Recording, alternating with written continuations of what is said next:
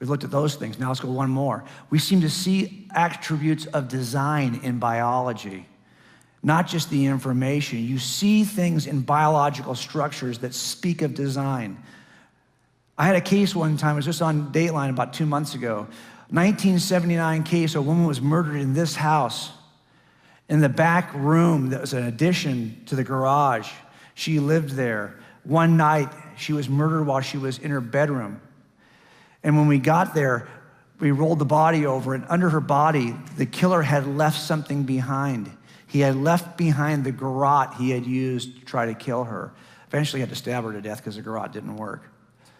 But I can tell you that the minute they saw the garrote, the officers said, we should probably collect this because this looks like a designed object.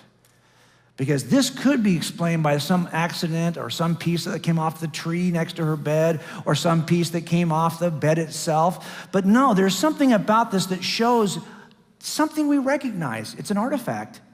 It appears to be a designed weapon. And that means you've got to have an artisan and a designer who would actually be responsible for such a thing. So what is it about the garrote that they recognized immediately that it was designed? Philosophers and thinkers have been thinking about this for a long time. There are some good ones out there. I take a slightly different approach. It's a cumulative approach. Remember, the more pieces that point to the same inference, the more reasonable the inference. So when it comes to this garrote that was used to kill this woman, I think I see 8 things. 8 things that I recognize as attributes of design. After spending 8 years as a designer before I became a police officer, I recognize these things in design. I'm not gonna, again, because I love you guys, I'm not gonna make you go through all 8 of these.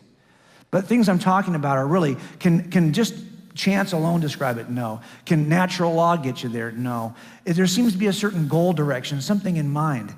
When he put those handles on the end, you knew what he was gonna do. He's gonna pull tight, doesn't wanna cut his fingers. So even the handles alone give you a certain idea of his goal direction, right? And there's certain information. Actually, when I went to the search warrant at his house, he was thinking of 2 ways to kill her, both of which were silent. One was a garrote, one was a crossbow. Crossbows don't make any noise.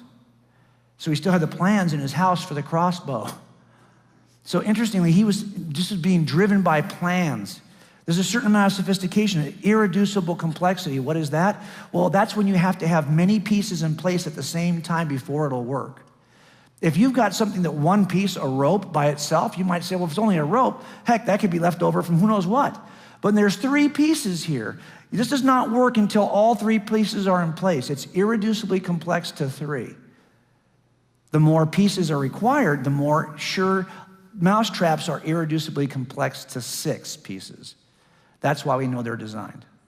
When you start seeing these things, they all point to the cumulative case for design. Those officers knew that was a designed weapon because those 8 attributes are there. As a matter of fact, if a detective would have come along later and said, don't collect that, that's nothing. That's not designed, that's nothing. Really? The officers still would have collected it. You know why? Because if you're gonna tell me that something that is so obviously designed is not designed, that it got there some other way, well, that burden's on you, not on me. I see the attributes of design, I'm collecting it. Don't think the only burden is on us, folks. If I can explain this through some natural process, that burden is on you. I could take this template and apply it to other things. Here's a bougainvillea tree in front of my house, right? In that tree, I often find what? Nests. Do I think this just happened because the wind blew it together? Does it grow in the tree that way?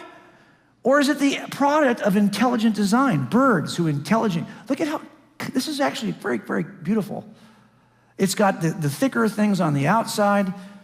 It's nice and soft, fine on the inside. You can almost tell what it's for just based on its design. And it resembles other designed objects like bowls we already know. Now you might say, well, I don't see a certain informational dependency. I don't need DNA to get that. And I don't see a certain, fine. You don't need all 8 things to know it's designed. The more you have, the better the case. But it turns out you only have 5 attributes of design here, and you know that's not just from the wind. That's a designed object. And you got there with just 5 of the 8 attributes. Why do I tell you all this? Because let's take a look. And you can take out those 3, you still have a good case. That's a good case for design. I'm introducing this to you because Michael Behe, who's become a friend, he actually read my chapter on this issue so I could make sure I wasn't writing any checks I couldn't cash. He was great. And he actually saw something years ago that he identified as become kind of the icon of the intelligent design movement. He wrote a book called Darwin's Black Box. What he discovered in bacterial organisms is a little motor that drives the bacteria. The motor is called a flagellum. And it looks like this. In the wall of the bacteria is a motor made of 40 proteins assembled in a very specific formula, very specific pattern, which builds out this whipping tail that can stop on a dime, turn directions, and bend any way it wants. And this whipping tail is what drives bacteria. The question is, how in the world does that 40-piece protein machine ever get like that?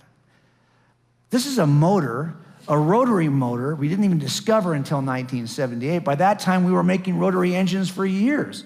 It looks just like our rotary motors. Yet we're going to ask the question, can I get this through by staying inside the room? Through some natural process of law? Or do I have to go outside the room to get this? I think we see the same 8 things. I do a whole presentation where I just talk about what these 8 things, I'm not going to do that to you. But the point is, we have at least 6 of these things. Even if you're going to say, I don't see 2 of them, fine. I think I actually are there. This is enough for me to infer design about that motor. It's kind of like this. If I was to take you out in the woods and I said, wow, we discovered this stand and a motor on it, would you say, look what the wind blows. This is a great, look what grows in these woods. No, you would know immediately this is not part of that environment because you recognize, again, that it's not natural. It's a product of design. Why? Because there are a number of attributes which you assign to this. It turns out biology is filled with molecular machines just like this. And this is why the famous atheist Richard Dawkins says it this way. He says that really biology is the study of complicated things that give the appearance of having been designed for a purpose. So even he recognizes that this is stipulated. This is what you see. And Richard Dorrit says, these are both atheists. Here's what Robert Dorrit says it this way. The apparent fit between organisms seems to suggest some higher intelligence at work, some supervisory gardener bringing harmony and color to the garden. That's the problem. So how do I explain that motor naturally? By staying in the room? Some have suggested, well, maybe it evolved from a slightly less complicated thing called a type 3 secretion system. That type 3 secretion system does look a lot like the motor, doesn't it? It is dramatically different in function. It may look like the motor, but it has nothing similar to what it actually does, the motor does. Here's the other problem. This is a 30-piece designed object. It has all the attributes of design we see in this one. The question I have is, how did this one come about? If you think we got from 0 proteins to 30 to get this, can you please show me the pathway from 0 to 30? Because remember, in biology, if evolution is true, you got to have a 1 protein thingamajiggy that helps the organism, that survives and passes on, till then it becomes a 2 protein thingamajiggy, then a 3 protein thingamajiggy. You got to show me a pathway, a functional pathway from 0 proteins to 30 to get this.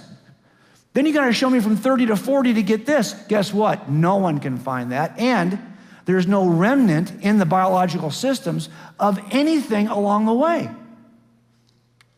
Now, evolutionary biologists are more inclined to say, you know what? I can't get this from this, but this may have de-evolved into this. Because they know how hard it is to go in the other direction. It's much easier to get broken Lego pieces than to shake the Lego machine, the Lego box, and get all the pieces to come together.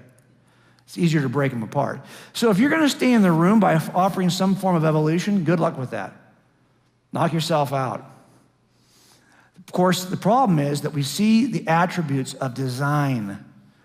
But what kind of force could actually design? Design requires choices to be made.